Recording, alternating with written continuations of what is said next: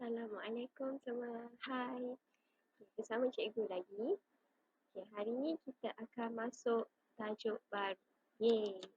Tapi sebelum tu, masa bab 4 kita dah belajar tentang pembentukan dan penguraian karbohidrat, protein, lipid dan asid nukleik. So untuk bab ni dia ada kaitan sikit dengan bab 4. Contoh dia macam mana karbohidrat tu yang kita makan boleh diserap dalam badan kita. Okey, apa proses dia? So, tajuk untuk bab 5 adalah metabolism dan enzim. Okey. Metabolism adalah tindak balas kimia yang berlaku dalam organisma hidup. So, antara contoh tindak balas kimia adalah proses melibatkan penukaran makanan kepada tenaga. So, kalau tenaga mesti dalam bentuk ATP, adenyl triphosphate. Setelah itu, proses yang melibatkan pembentukan karbohidrat, protein, lipid dan asid nukleik. Itu adalah contoh-contoh metabolism dalam badan kita. Okey, selain itu metabolism terbahagi kepada dua. So ingat dua. Anabolism dan katabolism. Okey, anabolism daripada kecil nak jadi besar. So dia melibatkan proses sintesis. Kalau sintesis maksudnya pembentukan, pembinaan molekul besar daripada molekul kecil. Okay, tenaga diserap. Sebab kita nak bina sesuatu yang besar, so kita perlukan tenaga. And then contoh untuk anabolism adalah penghasilan glukosa semasa fotosintesis. Okay, ini adalah persamaan. Okay, dalam buku teks pun ada. Substrate adalah bahan yang kita nak tindak balas. Contoh kita nak hasilkan produk, kita nak hasilkan kek. So, substrate dia, bahan-bahan yang kita perlukan adalah tepung, telur. Untuk contoh ni, kita nak hasilkan glukosa. So, kita perlukan karbon dioksida dan air. So, nanti dia akan hasilkan glukosa dan juga oksigen. Okey.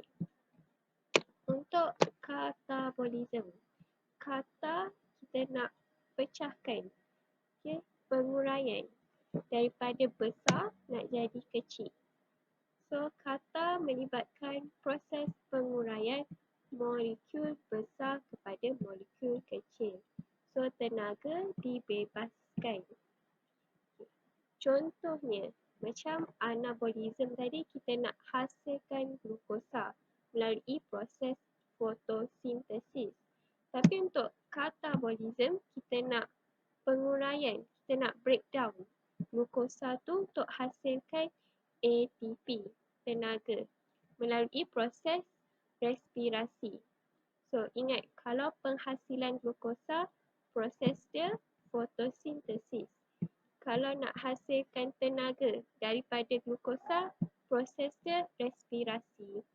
So, ni persamaannya. Kenapa dia ada A je kat sini? Sebab dia daripada besar. So, daripada glukosa, kita nak pecahkan dia menjadi karbon dioksida dan juga tenaga. Okay, jelas tak? Okay, ingat dalam metabolism ada dua. Ana, kita nak bina kecil ke besar, tenaga diserap. Katabolism, kita nak breakdown, nak uraikannya daripada besar ke kecil, tenaga dibebaskan. Okay, sekarang kita masuk kepada enzim. So, enzim adalah mangkin organik. So, mangkin maksudnya dia sesuatu yang mempercepatkan tindak balas. Okay, dibina daripada protein. So, enzim terdiri daripada rantai polipeptida berlipat menjadi 3 dimensi.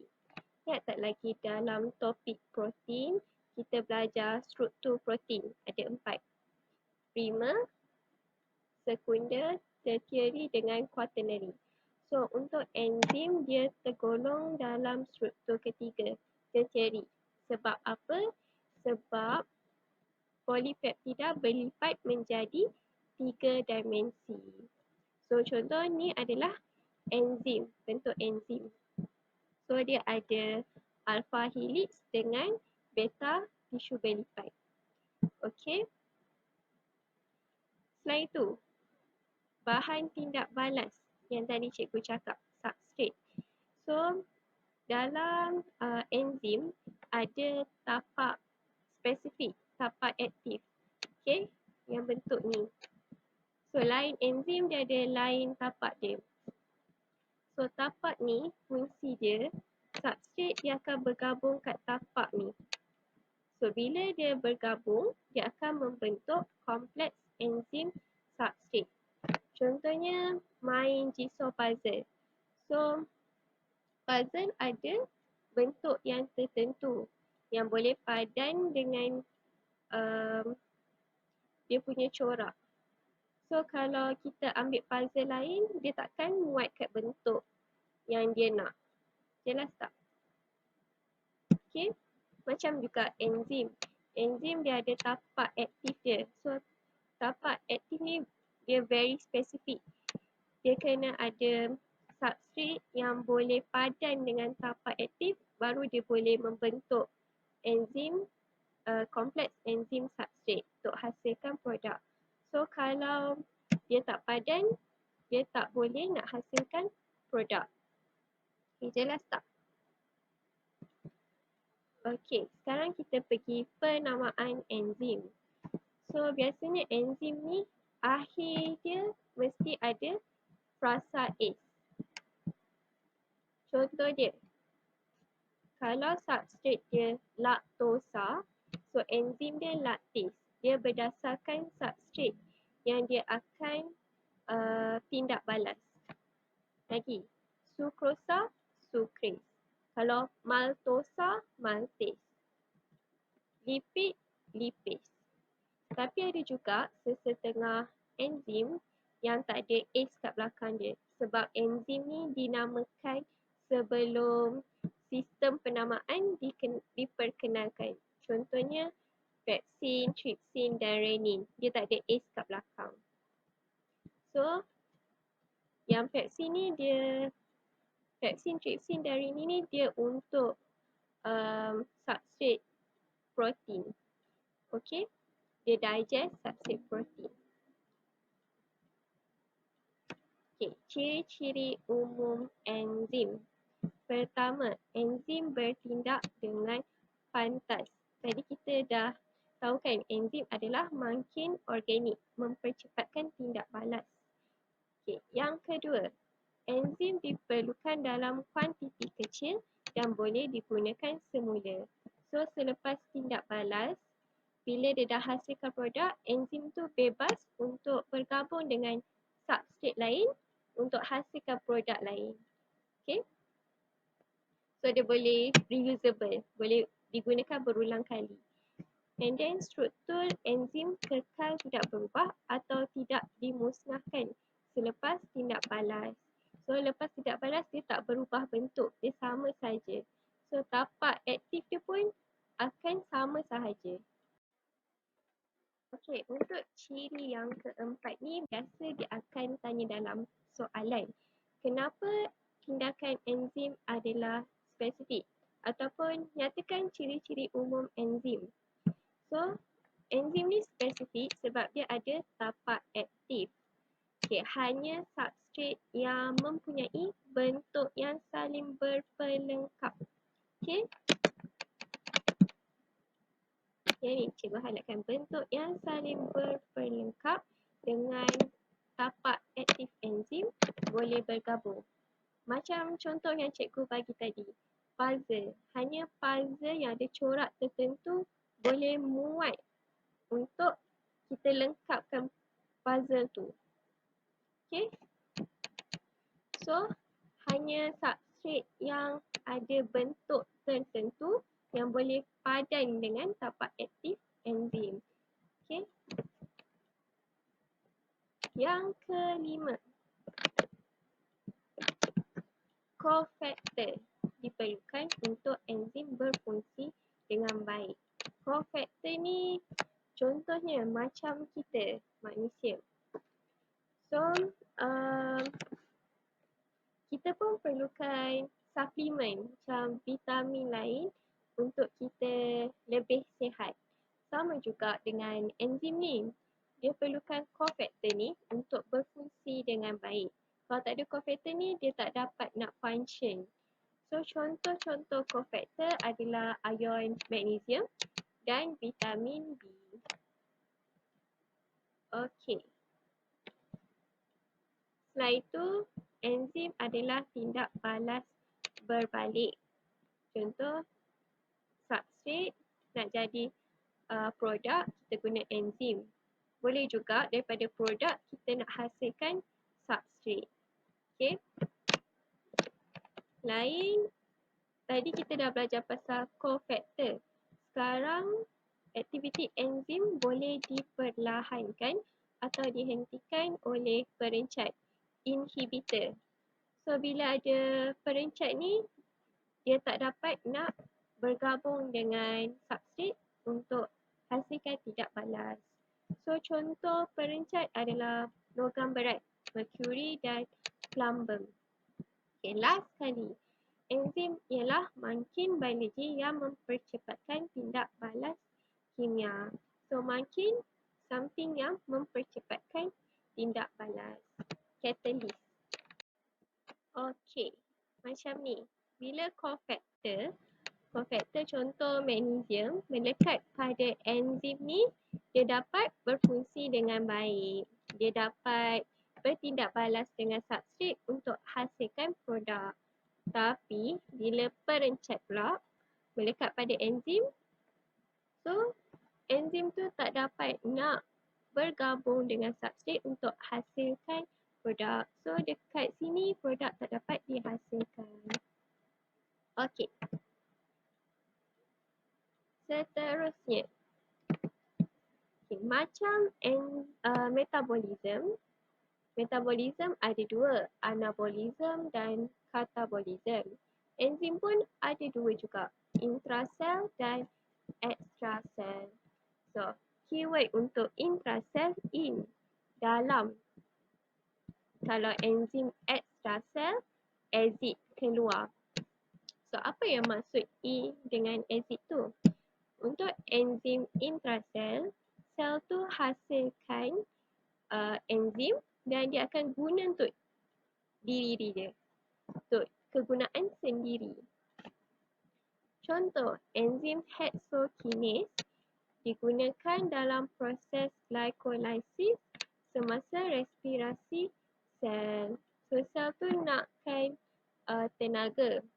So, dia akan hasilkan enzim hexokinase dan enzim ni akan pecahkan glukosa kepada piruvit dan ATP.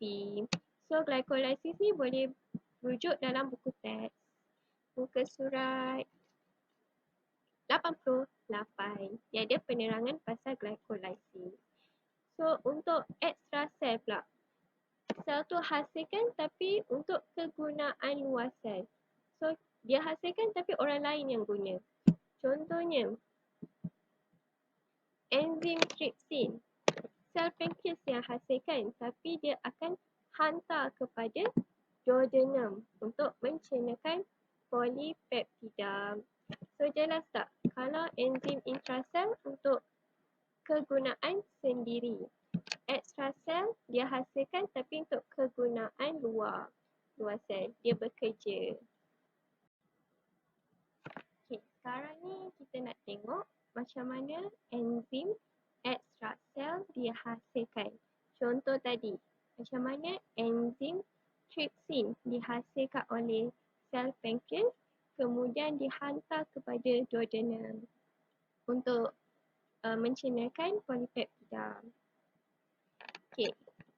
Pertama, protein disintesis di dalam ribosom. So, awak semua dah belajar dalam bab 2 apa fungsi ribosom.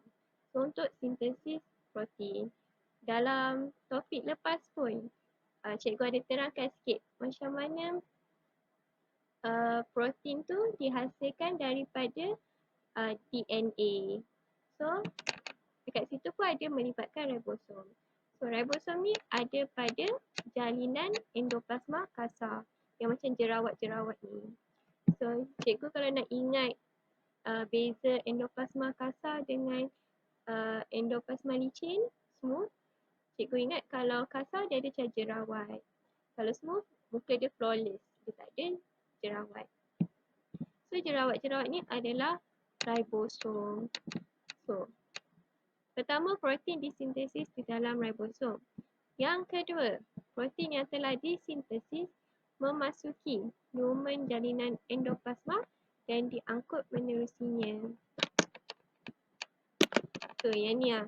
Dia dah sintesis. Ribosom dia dah sintesis protein. So, dia akan masuk dalam jalinan ni dan dia akan angkut menerusinya. So, bila sampai ke endpoint dekat hujung jalinan endoplasma kasar, bahagian membran. So, endoplasma kasar pun ada membran juga. Membentuk tunas. Dia membentuk macam biji, macam bulatan yang menggenting untuk menghasilkan vesikel angkutan. So, dapatlah macam ni. So, dalam vesikel angkutan ni akan ada protein. Dia macam pengangkutan awam lah, macam bas untuk pergi ke jasad Golgi. So, apa vesikel angkutan ni buat? Dia akan bergerak menuju ke jasad Golgi dan bercantum dengannya. So vesikel angkutan akan pergi, kemudian dia akan bercantum. Ini yang merah ni contohnya. Vesikel angkutan tadi ada protein tu kan. Dia akan bercantum dengan jasad Golgi. So, kita dah belajar jasad Golgi untuk mengubah suai, untuk modify, untuk packaging. Okay.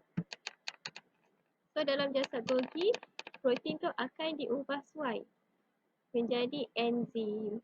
So, masa ribosom dia hasilkan protein. Bila kat jasad Golgi ni, dia dah modified menjadi enzim. Dan dirembes dalam vesikel rembesai. So, ni adalah vesikel rembesai. So, bila ingat tadi masa dekat jalinan endoplasma kasar, dia ada vesikel angkutan. Bila dia nak angkut keluar, dia guna vesikel rembesai. So, sama juga. Dia akan terbentuk di hujung jasad Golgi. Okay. So, inilah vesikel angkutan. So, vesikel rembesai. Vesikel rembesai inilah yang mengandungi enzim. So, yang keenam, vesikel rembesai akan bergerak menuju ke membran plasma. So, dia menuju, nampak tak ni? Ke membran plasma. So, ni membran plasma. Dan bercantum dengannya. Lalu merembeskan enzim keluar sel. So, nampak tak? Yang biji-biji ni enzim yang telah keluar. So, contoh yang enzim trypsin tadi, dia akan dihantar kepada duodenum. Okay, jelas tak untuk penghasilan enzim ekstrasel? So, untuk penghasilan enzim ekstrasel, ingat ada 6 poin penting. Pertama, protein dihasilkan oleh siapa? Ribosom. Kemudian dia akan diangkut menerusi jalinan endoplasma kasar.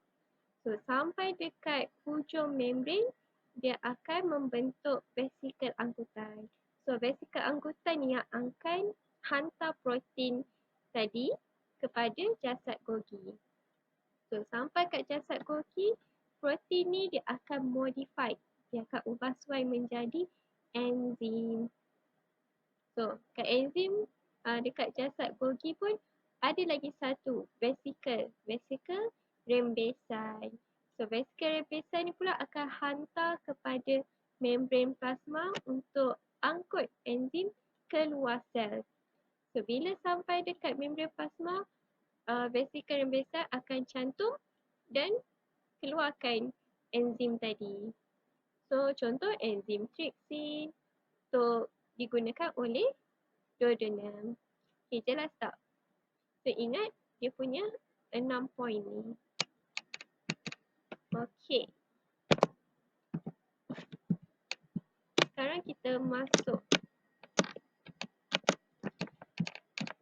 mekanisme tindakan enzim.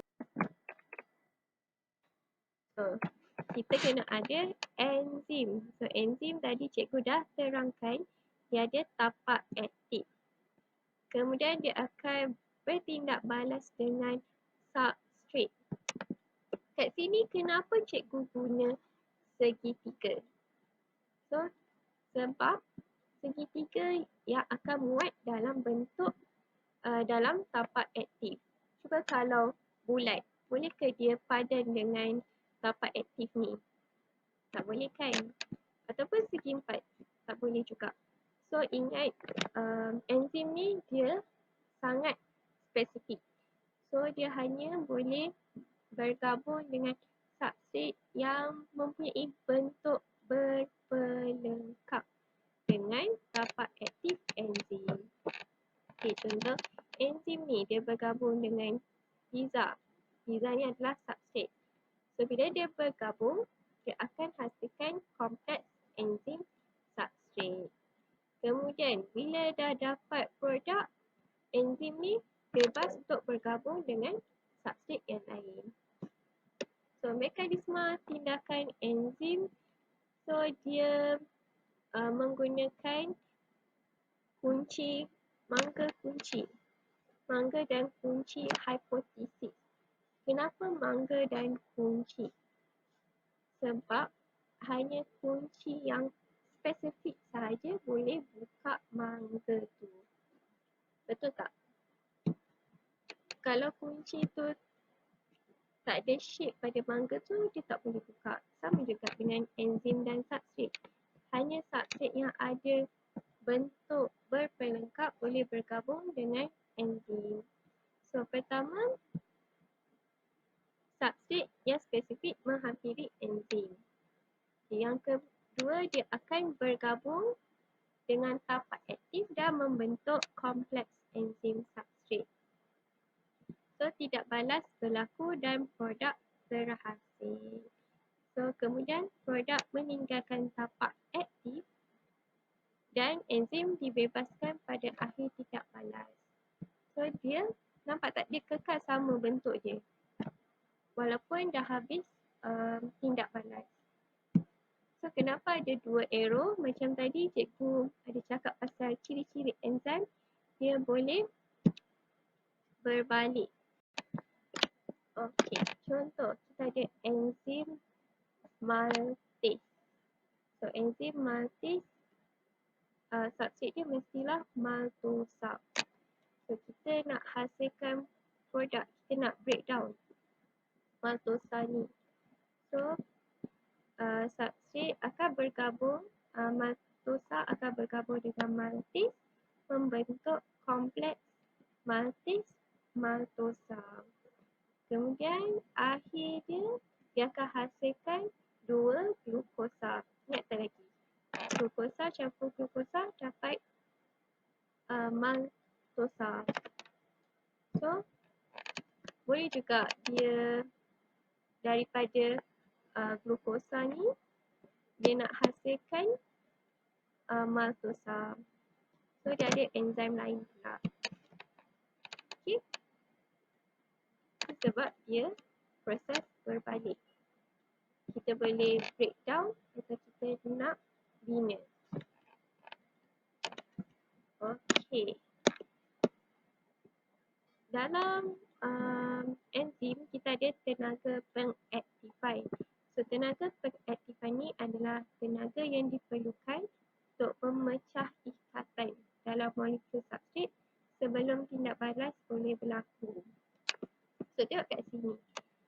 yang tinggi ni adalah tenaga pengaktifan. So, contoh kat sini kita nak hasilkan karbon dioksida dan air. So, substrate dia adalah glukosa dan oksigen. So, ini adalah proses respirasi. Sebab daripada glukosa kita nak hasilkan karbon dioksida dan air. So, kalau tanpa enzim, glukosa nak jadi karbon dioksida ni dia mengambil masa. Nampak tak, dia punya tenaga tu, tenaga pengaktifan dia tinggi. Tapi bila ada enzim, tenaga aktifan dia jadi rendah. So, dia lagi cepat untuk hasilkan karbon dioksida dan air. Itu adalah kepentingan enzim. So, tanpa enzim, tenaga pengaktifan akan tinggi. So, bila dia tinggi, dia lambatlah dapat produk. Tapi kalau ada enzim, tenaga pengaktifan ni dia akan rendah. So, enzim berfungsi menurunkan tenaga pengaktifan. So, kadar tindak balas boleh dipercepatkan. Jadilah cepat dihasilkan produk. Okey, jelaskan.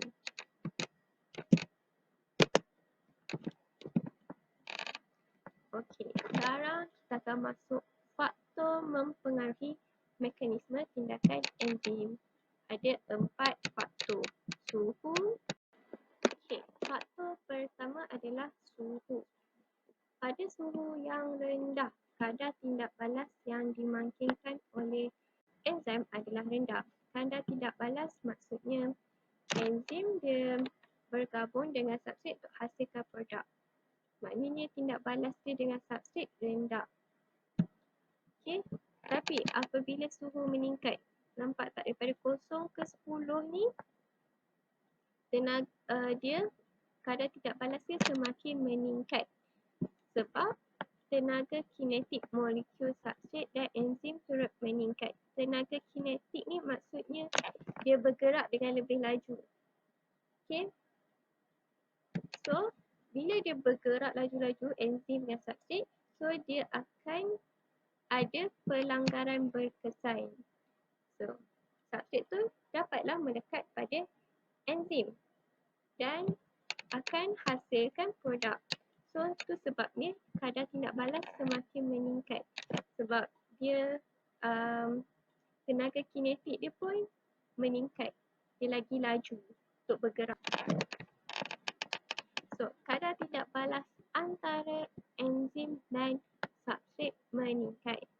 Bagi setiap kenaikan suhu sebanyak 10 darjah, kadar tindak balas dikawal oleh enzim meningkat 2 kali ganda sehingga mencapai suhu optimum. Maksudnya, setiap peningkatan 10 darjah ni, so dia hasilkan produk 2 kali ganda sampai dia mencapai suhu optimum. So, produk yang dihasilkan banyak. Pada suhu optimum, tindak balas enzim adalah pada tahap maksimum. So, pada suhu optimum dia 37, suhu badan. So, bila dekat suhu 37, dia dah tahap penghasilan produk dia dah maksimum.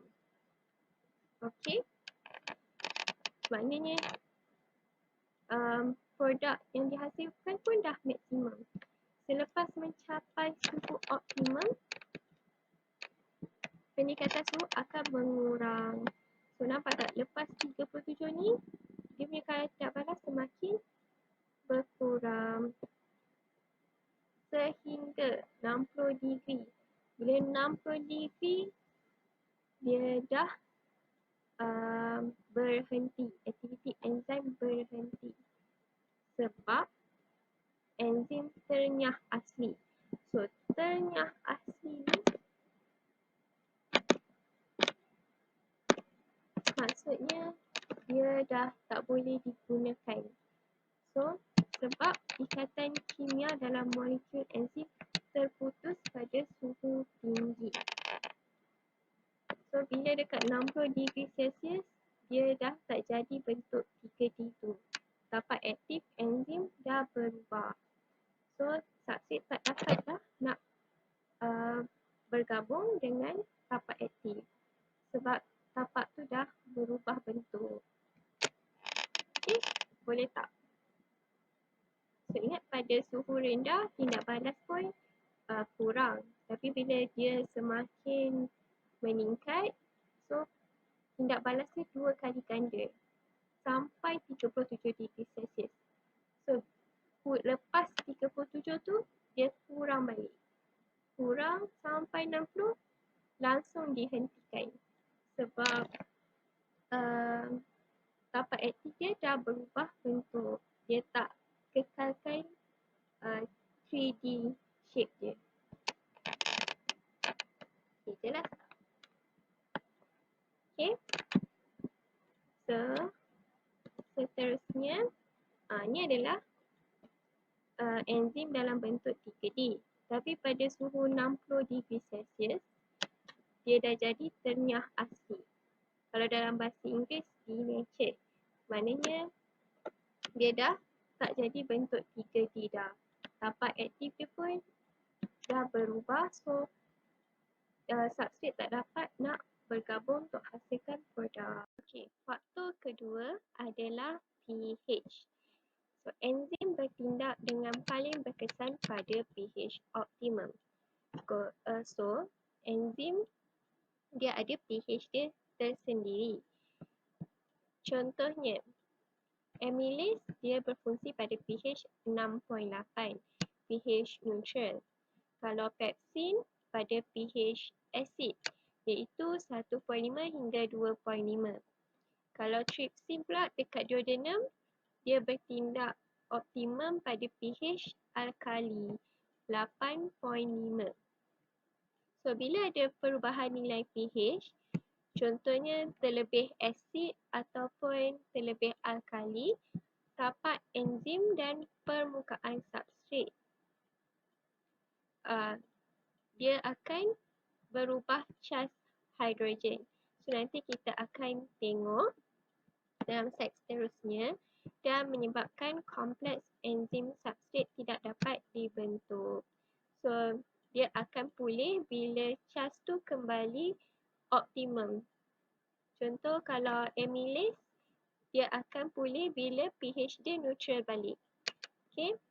Perubahan nilai pH ekstrim memutuskan ikatan kimia struktur dan mengubah tapak aktif enzim. So, enzim ternyah asli.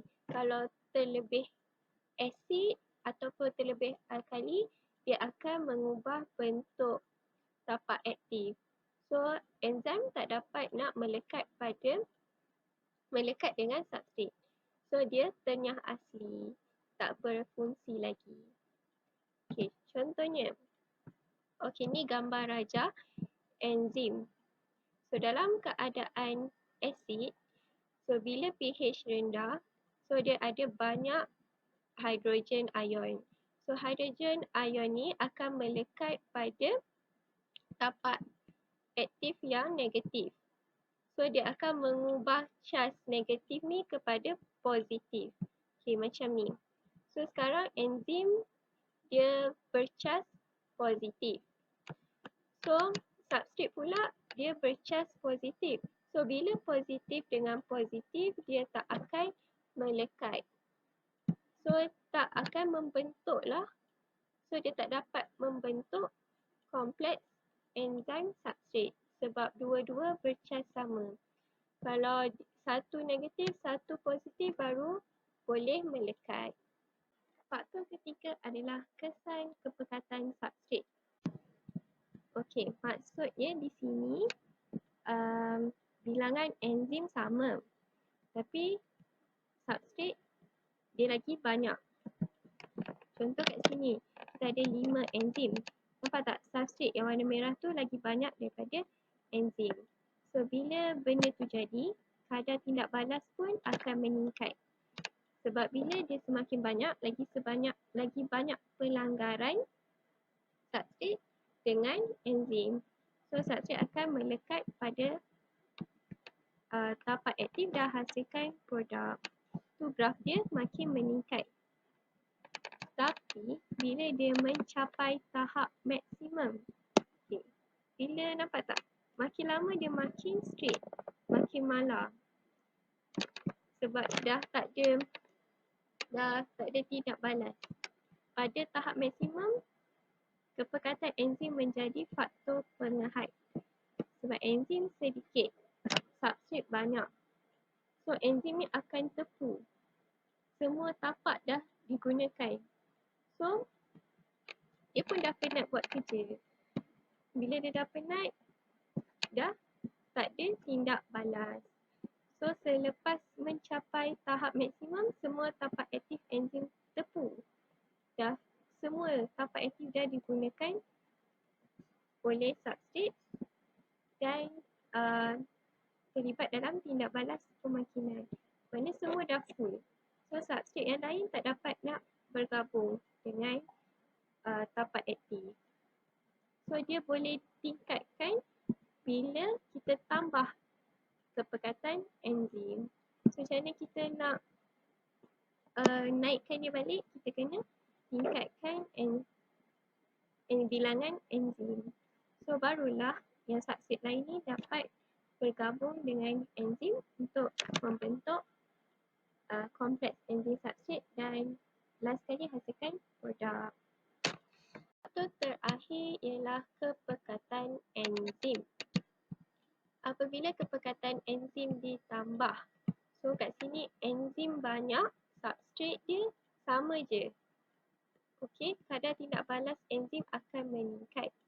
Kenapa? Sebab lebih banyak tapak aktif untuk substrat melekat. So apabila kepekatan enzim digandakan, so jumlah substrat bertukar kepada produk pun akan berganda. Tetapi dengan syarat substrat tu adalah berlebihan. Kalau substrat 3, enzim banyak pun tak guna. Sebab hanya ada 3 substrat yang akan menghasilkan produk. So pada tahap maksimum, kepekatan substrat menjadi faktor penghad. So kalau kita tengok graf ni, nampak tak? Dia bila capai tahap maksimum, dia akan menjadi malar. Maksudnya kadar tindak balas tu tak ada. Dia konsisten je. Sebab substrat ni semua substrat dah jadi produk. So tak ada lagi substrat untuk kita bertindak balas. So dia akan meningkat kalau kita tambahkan lagi substrat. Jadi kita dah belajar enzim bertindak balas dengan substrat. Itu berlaku dalam badan kita. Okay, sekarang kita nak belajar ada tak enzim dalam kehidupan harian. Okay. Sebenarnya ada. Contohnya kita nak hasilkan jus buah, deterjen, susu bebas laktosa. Okay, ada lagi produk-produk lain yang menggunakan enzim. So, penggunaan enzim dalam industri melibatkan teknologi imobilisasi enzim. Imobilisasi maksudnya enzim tu tak bergerak. Dan pada kita kan tadi dia bergerak untuk bergabung dengan substrat. Tapi dalam industri dia tersekat gerak dia. Sebab apa? Sebab dia tujuan dia untuk digunakan berulang kali. So bila enzim tersekat gerak, dia bergabung dengan bahan lengan dan tak larut untuk meningkatkan rintangan enzim terhadap perubahan faktor seperti pH dan suhu. So, kita dah belajar kalau pH dia ekstrim, macam lebih atau kurang daripada pH optimum, so enzim akan tenyah asli. Sama juga dengan suhu. Kalau lebih daripada 60 darjah, dia akan tenyah asli. Tapi dalam enzim tersekat gerak, dia dah ada rintangan. Maknanya bila pH dengan suhu berubah pun, enzim tu akan sama. Dia takkan berubah bentuk dia. So biasanya enzim tersekat gerak ni, dia dalam bentuk macam gel. Sebab dia dah bergabung dengan bahan kimia. Okey. Molekul enzim ni akan kekal di kedudukan sama sepanjang tidak balas pemakinan. Supaya enzim dapat digunakan berulang kali dan mudah diasingkan daripada hasil. contohnya kita nak hasilkan susu bebas laktosa. Sebab ada setengah orang dia allergic dengan susu. Sebab susu ada laktosa. Badan dia kurang hasilkan enzim laktase. So, apa yang buat, dia akan tuangkan susu yang mengandungi laktosa ke dalam gel. So, dalam gel ni dia ada enzim laktase yang diimobilisasi. So, bila laktosa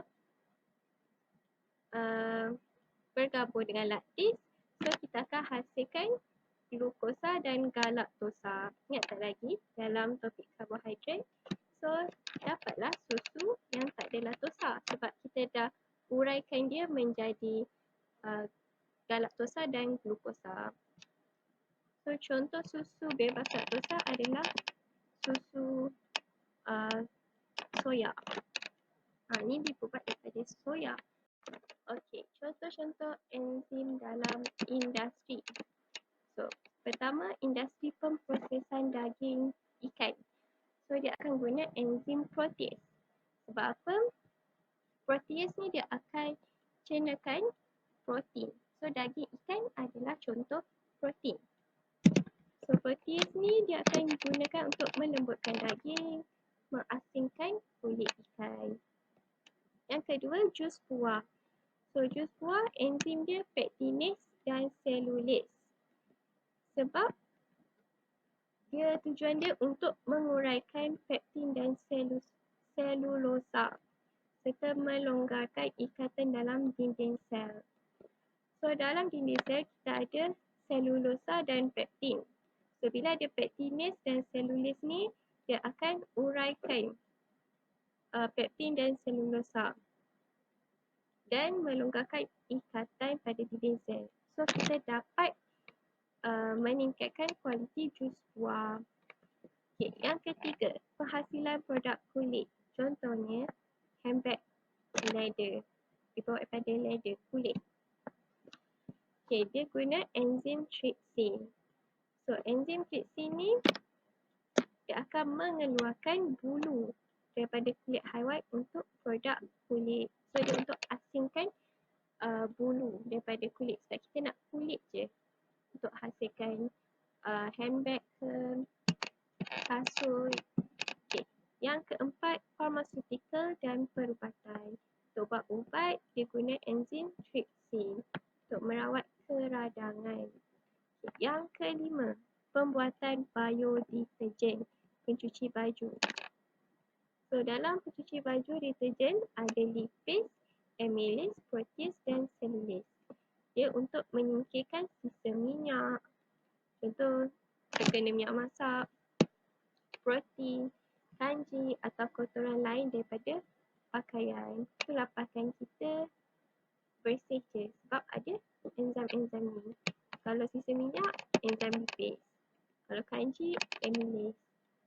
Kalau protein, protease. Okay. Itu sahaja untuk tajuk metabolism dan enzim. Okay. Kalau ada soalan, boleh PM cikgu. Kalau tak faham lagi, tanya je, jangan malu-malu. Okay? Jumpa lagi. Bye.